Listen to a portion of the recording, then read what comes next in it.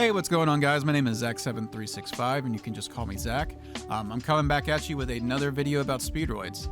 This one in particular, though, we are going to be focusing on a lot of the comments we've been getting on the past couple videos.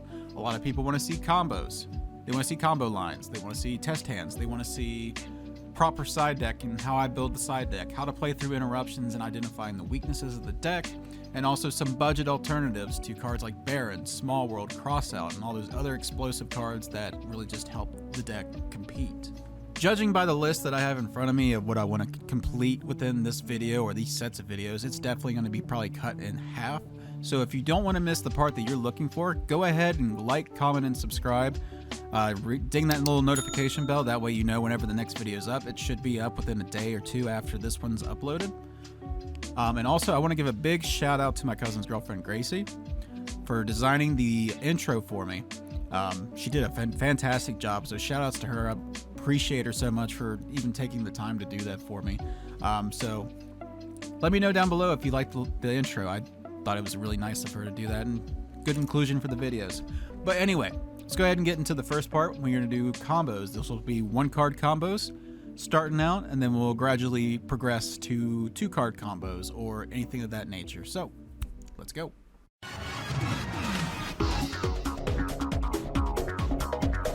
Alrighty, and getting into it, we're going to start with our 1-card Terratop combos.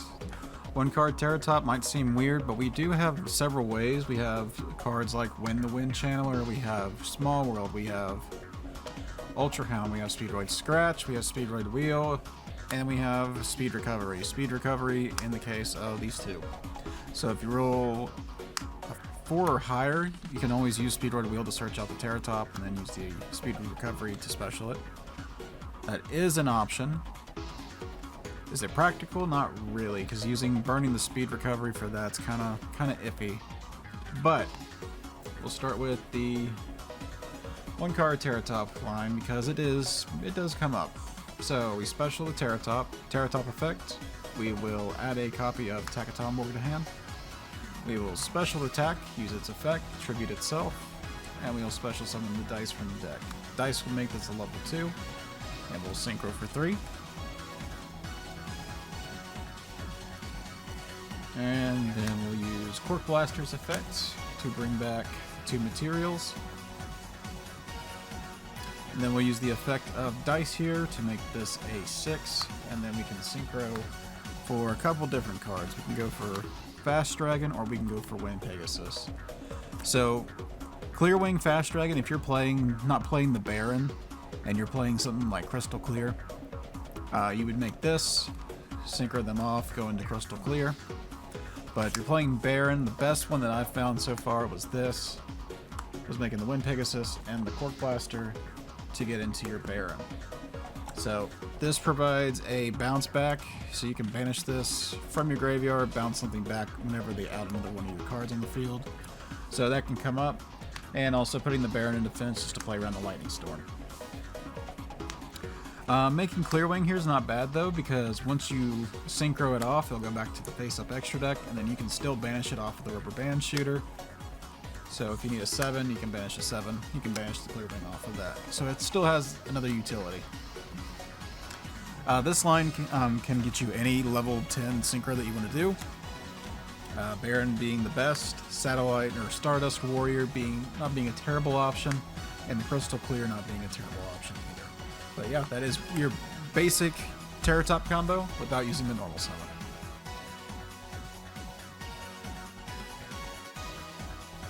Alrighty, and going on to the next one, this is the Cosmic Blazar line, if anyone's interested. Cosmic Blazar is basically just a Solemn on legs. This does require playing the monster itself plus the puzzle, which puzzle's not a bad option. If we're cutting something out of my list, it would probably be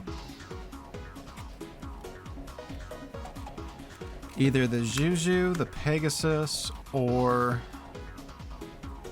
something else. I really don't know what I would cut from my extra deck to fit this in.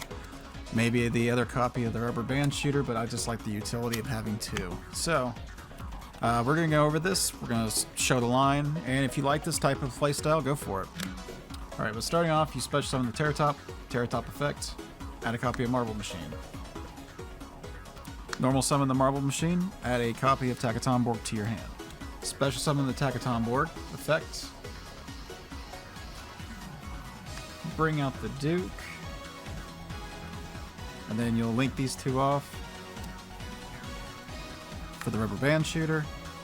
Here you will banish a level 5, so in this case it'll be either Chambara, and then we will reveal a Red-Eyed Die and a double Yo-Yo. Now for this to go through, you do need the level 4 on board, so you need the double Yo-Yo preferably. So for the sake of the combo, we're going to go ahead and just leave that, get that one to hand. But you can still do this if you have something like a speed recovery or anything of that nature. I mean, you really just, you need the level 4. It's the easiest way to do it. So extra normal summon of the shooter, double Yo-Yo effect, target the Red-Eyed Die, bring this back, and then we will change the level of the Yo-Yo to a 2, synchro, and go for Cork, and then Cork effect. Bring these two back, and then synchro for Hagoida,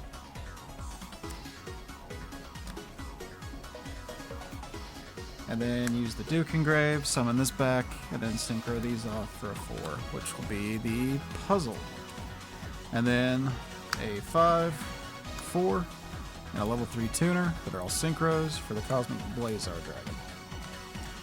There are a couple different routes you can take with that, but really that's the end goal. There's even lines where you can make the Hagoida and then level modulate that for the puzzle, or for the Cork Shooter, and then bring it back for free. So it's not too bad.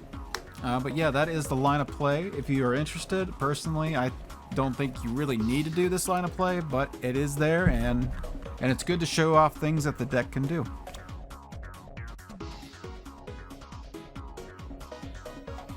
Alright, so now we're going to do a typical 2 Crystal Wing board, just for the memes. It's good to know these lines of play. So like, we got Terratop effect, add, we will normal summon, effect, search the Takatomborg. We will link these two off for the copy of Rubber Band Shooter effect. We will banish a Clear Wing or any 7. This way we can reveal double Yo-Yo and also the Ultra Hound. Arguably there probably could be better choices here, but we're going to go ahead and grab the Ultra Hound because we do need a body on board that we can modulate the levels of, but we also need the Duke Engrave. So we're going to normal summon the Ultra Hound here. Effect, send a Speedroid card as a Daiko Duke. Special attack effect, dice, change this to a 2, and we'll synchro for the wonderful card that is Cork Blaster effect, bring back the materials, and then Red-Eyed Die, make this a 4, we'll synchro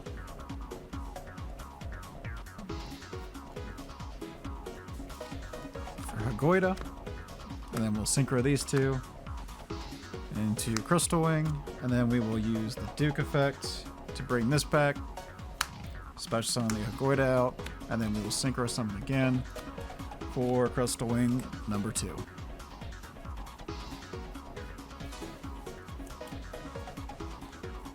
This play could still be good against certain matchups, but it does pretty much, that's to the end of your turn, is making 2 Crystal Wings. But there are better lines of plays we can do, but it is good to know this just in case you need it. Sometimes double Crystal Wing is the answer. It can also be Crystal Wing and then like Hama the Conquering Bow. That way, if you're going like second, you can even make the Kite Drake as well if you need to like negate the effects of stuff. So one of these could be Kite Drake, and then that one could be Crystal Wing or Hama, depending on if you're going first or second, and also depending on the build. But yeah, that is the double Crystal Wing line if you want to use it. There you go.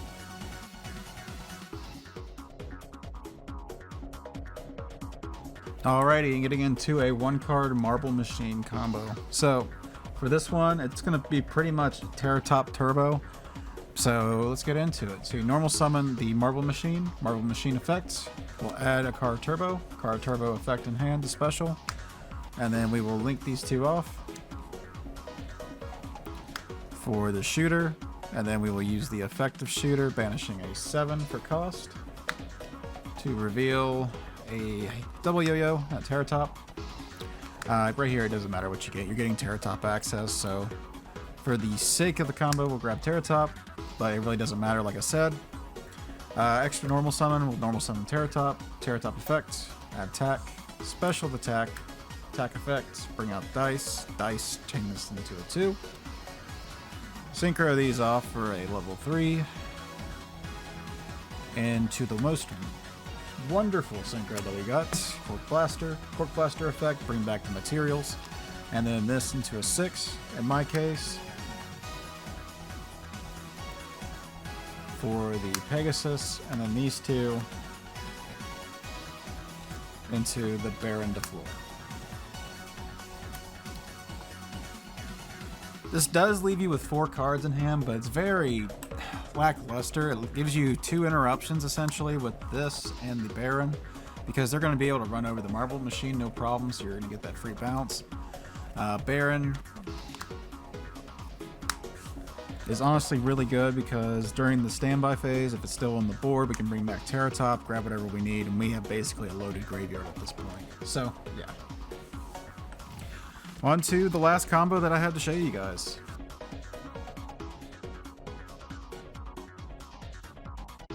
Alrighty, and getting into the last one, we have, of course, Ultra Hound by himself. So what can the good dog do? So we normal summon dog, effect, we'll send a copy of Duplicate. Duplicate effect engrave. Target this, reduce its level, and special summon it. We will then link these two off for the rubber band shooter, and then same instance as before with getting into the Terratop line. So this time we'll grab the double yo-yo just to show it doesn't matter. Extra normal summon, yo-yo, bring this back, add attack, special attack, effects, summon dice, target this, make it a level 2. Make the cork, and then cork effect, summon these back as materials. This, change this to a 6.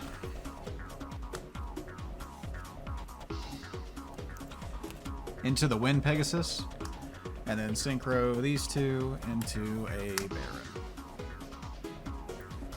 Or any level 10 of your choice. It is totally up to you what you make here. I think Baron is still the best option. If you don't have access to it, I completely understand. Stardust Warrior will probably be a good option. Also the Crystal Clear lane. Crystal Clear will probably guarantee you get to turn 3 at least. So that's nice. Well guys, that's really about it for the combos. A lot of it's really hand dependent, and we will go over some test hands and see how to navigate and play through those. I covered pretty much everything I wanted to cover. The Baron lines, the Double Crystal Wing, the Blazar, etc. I showed what Marble and Hound can do by themselves. Basically with an extender, it all becomes a little bit easier to get into the rubber band shooter, to get into Terratop. That's usually the end goal with the deck. That's why cards like Red-Haired Hasty Horse, Emergency Teleport, stuff like that, that really just helps you climb. And it can also give you access to Auroradon, cards like that. And yeah, I mean, it makes it so you don't have to burn your tack too early. That way you can actually bring out the pipe, or you can bring out the dice, or whatever you need. So it's really nice. Alrighty, and so for this next section, I want to point out what hand traps we lose to and what we can do to combat that. Alright, if you can see up at the top, we have Infinite Impermanence, Effect Veiler, and Forbidden Chalice. These are targeting monster negates that everyone seems to be playing now just because they fit well into the meta, and they just happen to facilitate probably one of our biggest choke points. So, right below it we have 3 cards that supplement that and can give us kind of a protection of some kind. So we have Saravis the Ancient and Ascended. This is basically a hand trap that whenever your opponent activates a card or effect that targets one of our monsters, we can discard this, negate the activation of that card. So if they attempt to activate Infinite Impermanence or Effect Veiler on our rubber band shooter while we're trying to get to Terratop, This will protect it and make sure that we still get our add, we still get our normal summon and everything like that. Next up we have Sky Striker Mecha Eagle Booster. So this card saw a lot of play with an Infernoble, since their big choke point used to be the Auroradon to make their tokens, or the Halqified Rex, or even the Isolde. So this card requires you to have no monsters in your main monster zones. Then it lets you target a monster on the field. It cannot be targeted with card effects, and it's unaffected. So, Infinite Impermanence, they target the Rubber Band Shooter. Quick effect, activate Eagle Booster's Chainlink 2, therefore the Infinite Impermanence doesn't resolve properly, and your monster is not negated. Pretty nice. Probably one of the more niche cards that you could play for this, but it is the most universal. That is a quick play spell. Next up we have Forbidden Lance, kind of like Eagle Booster, except it only stops spells and traps. So let's paint a scenario. We have the Rubber Band Shooter on the field. We're using the effect. They activate Infinite Impermanence on us. We activate Forbidden Lance, target our Rubber Band Shooter. It'll lose like 400 or 600 attack, I can't remember exactly. And then it is protected from other spell and trap effects until the end of the turn. Therefore, Infinite Impermanence doesn't resolve properly, and we're all good there. We get our search, we get our extra normal summon and everything like that. Between these three, I would say the Ceravis is probably the most universal because it can protect your Terratop as well, and it also stops the effect Veiler. That's the problem with the Forbidden Lance, just because it doesn't protect from monster effects, and the Eagle Booster is just very niche, and it has to be specifically in the extra monster zone. So if you are going to play that card, you could just put your Cork Blaster up into the extra monster zone whenever you try to use its effect, and you'd be able to protect it with the Eagle Booster there. So, I mean, it's not a bad option. Ceravis is probably the best of the three if you want to go any route with that. Next up, we have a couple of the other cards that hurt the deck. We have Droll and Lockbird, Artifact Lancia, Ash Blossom and Joy Spring, and of course, Nibiru. So our first card down here at the bottom that we have for this is Ciphering Gear Gamma. It has a yellow arrow because I'm not the biggest fan of this. And there's really only 2 instances where this can be live and available for us to use going first. So if they activate Droll and Lockbird in response to us adding the Terratop off of Win, that's where we're going to slap it down. And we're unfortunately going to have to normal summon the Terratop, but that's okay because we'll be able to still play and do everything else we need to do. With Lancia, people are getting a lot smarter with that card, and they're not going to be shotgunning it, so it's not the best there. But if you have someone who just slaps it down, or a Dimension Shifter, for example, you'd be able to counter it there, which is pretty nice. Next up, we have Ash Blossom and Joy Spring. Same scenario as Droll and Lockbird. When we use the Win effect to search for the Terratop, we can always use the Gamma to negate the Ash Blossom, and then we still can search something else if we don't want the Terratop and leave it in the deck or something. We can grab Marble Machine, we can grab Ultra Hound, whatever.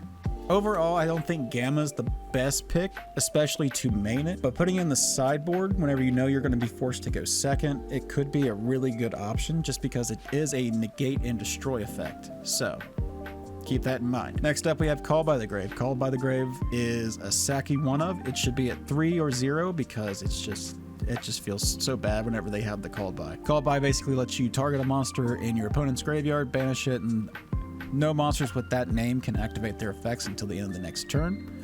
So this just hard counters the Droll and Lockbird, the Lancia, the Ash Blossom, the Effect Veiler, Dimension Shifter, you know, all those cards. So it shouldn't be really expensive because it came out as a common, it came as an ultra rare and dual devastator, so get you at least one copy of this, even if it's a couple bucks. It will honestly be one of the best cards, and you'll be a card that you can transfer to any deck you really build because it's just that good. It's one of those great staples that aren't too expensive. And then lastly, we have Prohibition. Prohibition does stop Nibiru and basically everything else in the game. So you activate Prohibition, declare a card name. That card cannot be activated or summoned while Prohibition is face up on the field. Now, there's a problem with Prohibition that I don't like. It is a continuous spell. It's not a quick play. So you have to slap this down as a preemptive measure to stop something. Whereas a card like Crossout Designator, which is essentially Prohibition 2.0, is a quick play and it's reactive. Although Prohibition honestly isn't that bad of a card. I've tried it and it does help a little bit.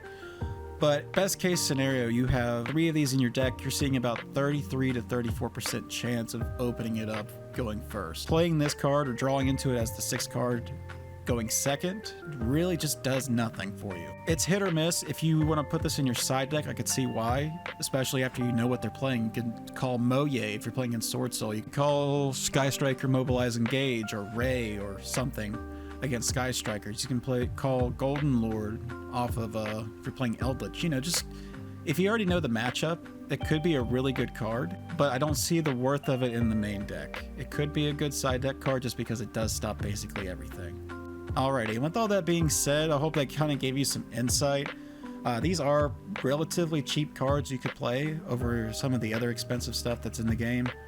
Alright, but I think next we are going to be taking my undefeated list that I put up on the YouTube channel, and we are going to be making it more budget friendly, taking out the Ash Blossoms, the Evenly Matches, the Nibiru's, all that stuff, and try to find some cost effective options that we could replace them with. Some of these might be included. But yeah, let's go ahead and get into that. Alrighty, so looking at my list that I took, if you are familiar with the last couple videos, this was the undefeated list I took to my OTS store and won the mat with. Overall, the imperms aren't too bad now because of the reprint and the structure deck if you can get a hold of them, or if you got a hold of them. If you don't have those, you can play Effect Veiler, and that'd be alright. You have the Ash Blossoms. Common Ash Blossoms are like $20, which just kills me. You got Droll and Lockbirds, even like the commons from the Spell Strike structure deck or the Endymion structure deck back in the day. Those are like 15 a pop right now, which Droll is probably one of the best hand traps right now. We do have an option though with Lancia. Lancia's not too bad going into some things. So if we were to make this deck budget, we could cut these.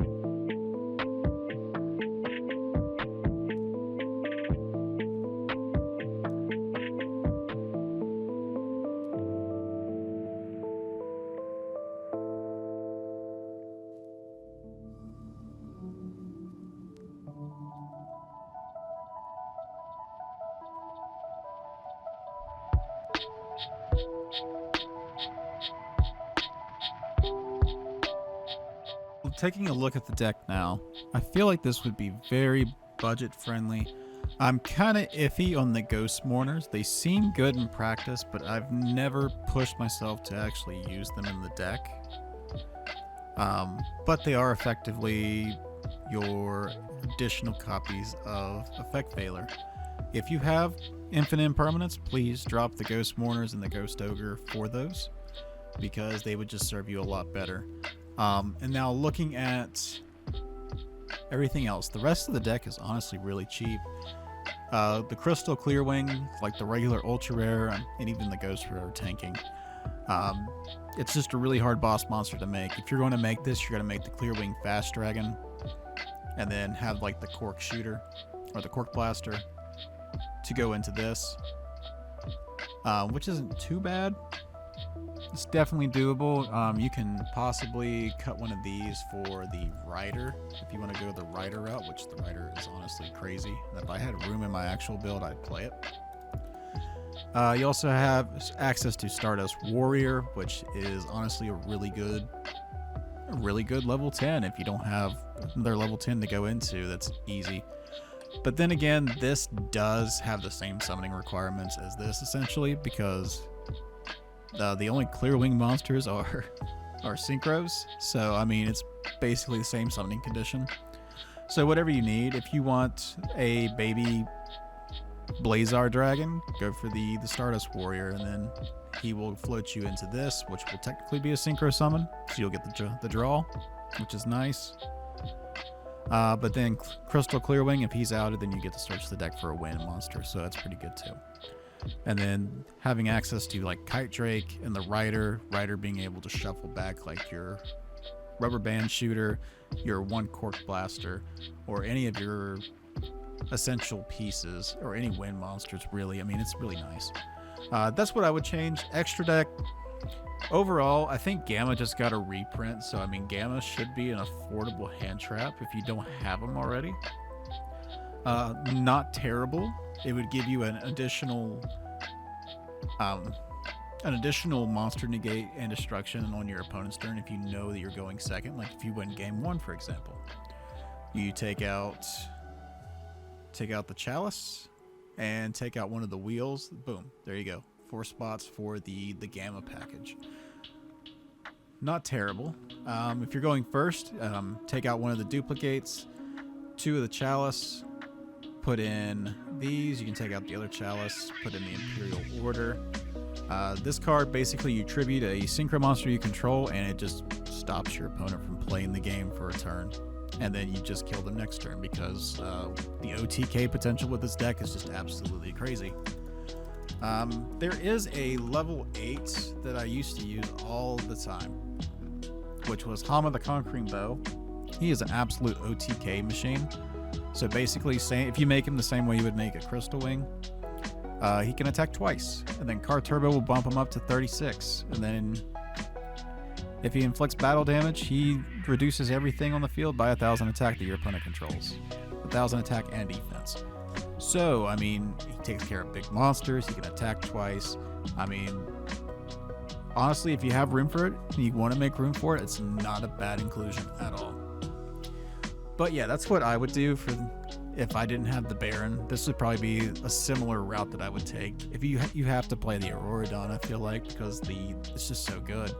Being able to add back the duplicate, or just being able to excavate like 4 to 5 cards with the Piper is just too nice.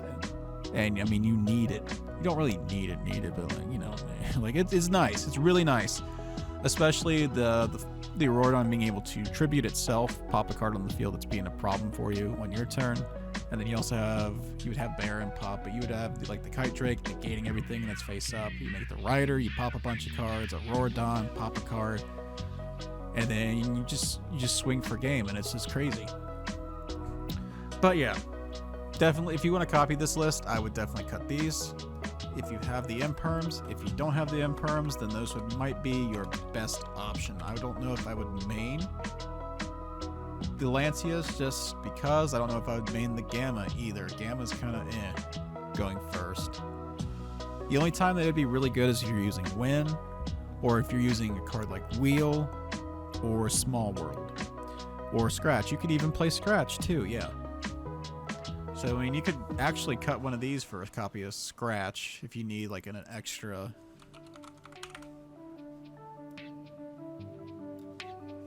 If you want to play like an extra searcher. But yeah, I think that's going to do it, guys, for the first part of the video. The second part is going to include a bunch of fun stuff, including a test hand section, and we are going to also go over side deck building, how that I approached it, thanks to Pac's wonderful video that he put up forever ago. I still go back and I rewatch it just so I have like an idea and just a refresher on the proper way to do it. We'll also go over some small world targets.